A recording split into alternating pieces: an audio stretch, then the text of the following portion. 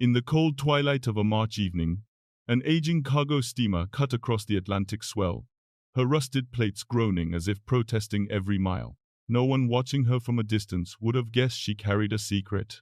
Beneath the peeling paint and weather-worn decks lay hidden guns, false bulkheads, and a crew of young Americans who understood that their voyage might not bring them home. They sailed straight into waters where tankers burned within sight of the shore, and wreckage washed onto tourist beaches like grim reminders of a war that had suddenly arrived at America's doorstep. The East Coast glowed each night with city lights that should have been dark.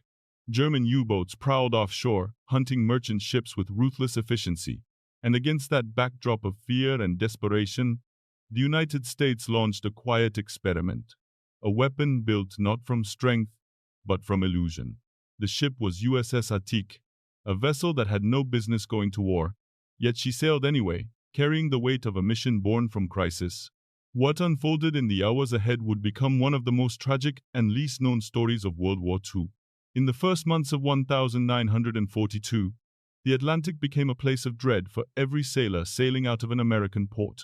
German U-boats had slipped across the ocean and found a coastline illuminated by cities that refused to dim their lights.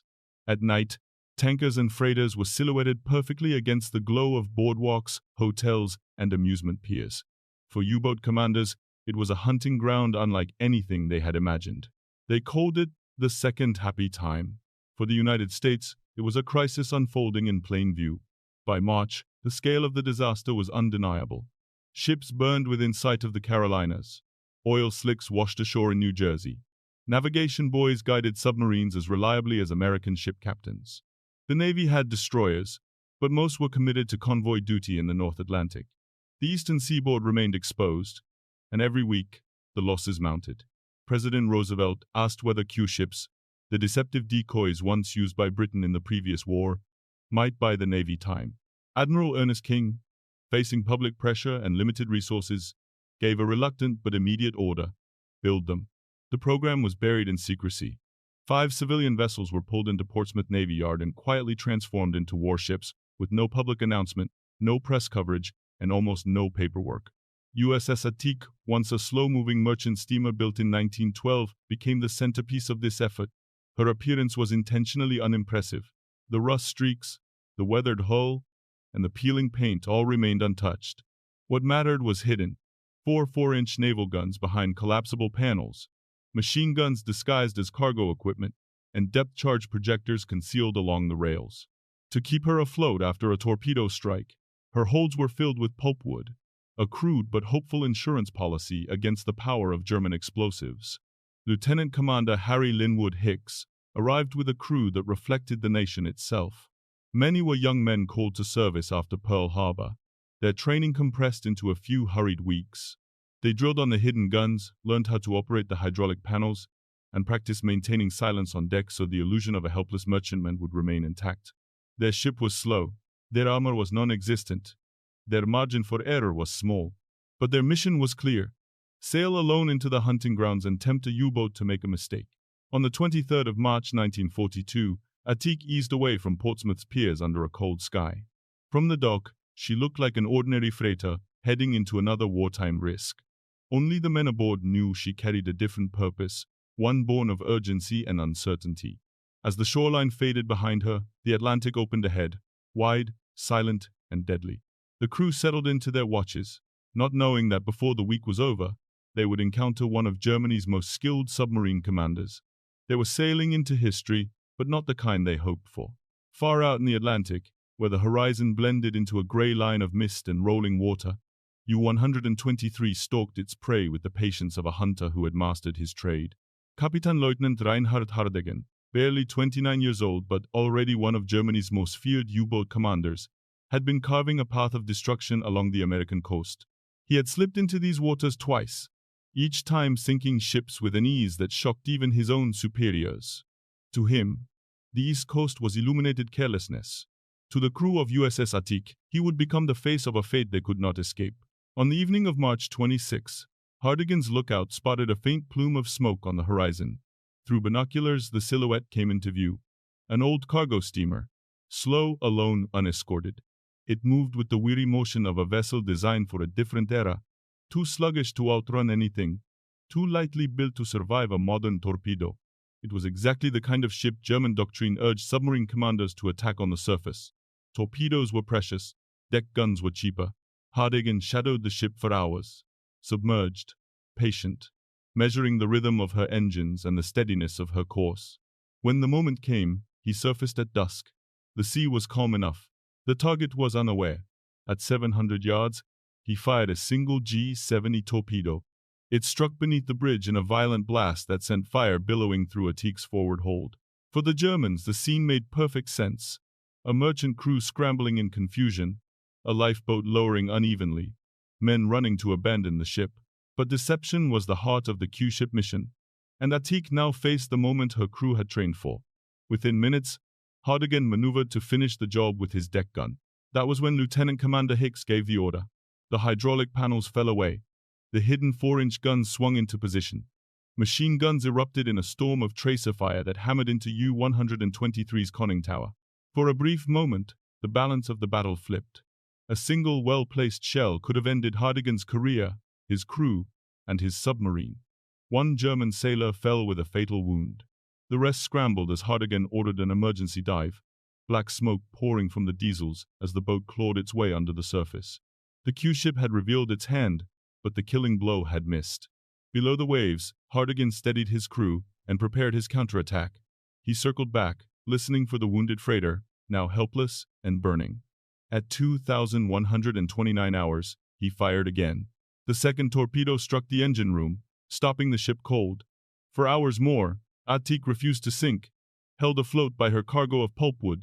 Then, without warning, a final explosion ripped her apart. The night sky flashed, and when the fire died, only darkness remained. USS Atik had fought with the courage her crew brought aboard. But courage could not alter the mathematics of modern war. The explosion that tore through USS Atik left no doubt that her battle was over. In the hours after the second torpedo struck, the ship clung stubbornly to the surface, her hull, supported by the masses of pulpwood packed deep inside her holds. But the fire spreading through her compartments, fed by ruptured fuel lines and shattered bulkheads, turned her into a furnace adrift in the dark. When the final detonation erupted shortly before midnight, it was as if the ship exhaled everything she had left. A flash lit the waves. Shards of steel and burning timber rained down, and then the sea closed over what remained. For the 141 men aboard, there was no escape. Some had reached the lifeboats, but the gale that swept through the region immediately afterward delivered a second, merciless blow. Winds over 40 knots tore at the waves. The cold Atlantic swallowed anything left afloat. By dawn, the ocean was clean again, as though the battle had never happened. Search aircraft from the 1st Bomber Command arrived at first light on March 27. Tracing a grid across the empty sea, they found nothing.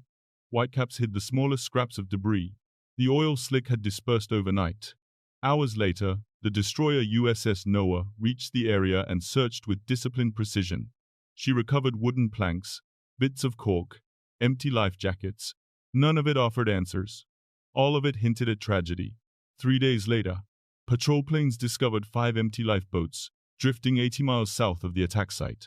They were intact, they were silent, and they carried no trace of the men who had launched them. The storm had taken what the torpedoes had not. Back in Portsmouth, the mood darkened as reports arrived. The Navy pieced together what had happened only after comparing radio logs, straggling distress signals, and the sparse wreckage recovered at sea.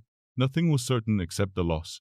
And because Project LQ was classified, the families received only the coldest of telegrams. Missing in action, lost at sea. No details, no explanation, no story to hold on to in their grief. Inside Navy headquarters, Admiral Ernest King reviewed the outcome of the program he had authorized under pressure. The results were devastating. 5 converted ships, thousands of man-hours, hundreds of sailors committed to a mission that produced no confirmed enemy kills. Atik, the ship meant to demonstrate the value of the Q-ship idea, had been destroyed on her first patrol. The Germans had known about the program. The element of surprise had evaporated before the ships ever sailed. In the secret assessment completed afterward, the verdict was unambiguous. Q-ships were obsolete in the era of long-range submarines, improved torpedoes, and experienced U-boat commanders. Deception alone could not overcome speed, armor, and technology, and the cost of pretending otherwise had been paid in American lives. The wreck of USS Atik was never found. Somewhere beneath the Atlantic, the remains of the ship and her crew rest in silence, a reminder of how war punishes miscalculation without mercy. In Washington, the sinking of USS Atik arrived not as a headline but as a classified memorandum. The secrecy surrounding Project LQ meant the nation never witnessed the grief, never saw the faces of the men lost, and never asked the questions that might have shaped public understanding. Inside Navy leadership, however, the implications were impossible to ignore. A weapon system built on illusion had collided with an enemy that had long since learned to see through it. The result was not simply a tactical failure but a strategic warning. The German reaction came swiftly. Radio Berlin announced the destruction of a 3,000-ton Q ship, confirming what American intelligence had not yet fully grasped. The U-boat fleet already knew about the program. Years of experience fighting British Q ships in World War I had sharpened their instincts. By early 1942, German commanders were explicitly instructed to avoid surface engagements with lone merchantmen. Fire torpedoes at range. Do not give the enemy a chance to reveal hidden guns. Hardegen's initial decision to surface had actually violated standing orders. He survived because luck favored him that night. For the United States, Atik's loss underscored a deeper truth. The Battle of the Atlantic would not be won through clever decoys or improvised traps. It would be won through structure, coordination, and the deliberate application of technology. In the months following Atik's sinking, the Navy accelerated the creation of coastal convoys. Radar stations expanded along the eastern seaboard. New escort vessels rolled out of shipyards at a pace the German Navy could not match. Long-range patrol aircraft began closing the gaps that submarines once exploited with impunity. To the broader world, these shifts signaled a turning point. The early months of 1942 had revealed American vulnerability. But by the end of the summer, the United States had begun to demonstrate something far more consequential: the ability to learn quickly and adapt relentlessly. The failures of Project LQ did not define the Navy's response to the U-boat crisis. They clarified it. USS Atik became a solemn reminder that desperation cannot substitute for strategy, and that even in war, solutions built on illusion eventually collapse under the weight of reality. In the long arc of the Battle of the Atlantic, USS Atik is not remembered for a victory won or a submarine sunk. She is remembered for something quieter and far more human: the cost of choosing hope over readiness, illusion over capability, and urgency over patience. Her mission was born from a moment when America was reeling, when U-boats prowled the coast with impunity, and every lost ship felt like a wound the nation could not afford. Atik sailed because the Navy needed answers. She died because the answers she carried belonged to another war. What remains today is not the ship, not the wreck, not even the full story of that night. What remains is the legacy carved into the names, etched on memorial walls from Virginia to New York. 141 men who followed orders, trusted their commanders, and set out on a voyage they knew might end in silence. Their sacrifice is not diminished by the failure of the program that sent them to sea. If anything, it sharpens the lesson that war is unforgiving to ideas that have outlived their era. The tragedy of Atik teaches us that courage alone cannot overcome flawed strategy. It reminds us that leadership carries a responsibility heavier than any cargo hold. And it warns us that in moments of crisis, the temptation to rely on quick solutions can be as dangerous as the enemy itself. The Navy eventually learned that lesson. Convoys, radar, sonar, escort carriers, and relentless training turned the tide. But those victories came too late for Atik and her crew. Somewhere beneath the Atlantic, the ship rests in darkness, her location unknown, her story once buried in classified files. Yet the men who sailed her deserve more than obscurity. They deserve remembrance, not because their mission succeeded, but because they served with dignity in a moment shaped by uncertainty and fear. If this story resonates with you, share your thoughts. What lessons do you believe the Navy carried forward from the loss of USS Atik? And how should we remember the sacrifices made in the shadow of strategies that failed? Thank you for watching, and thank you for keeping their memory alive.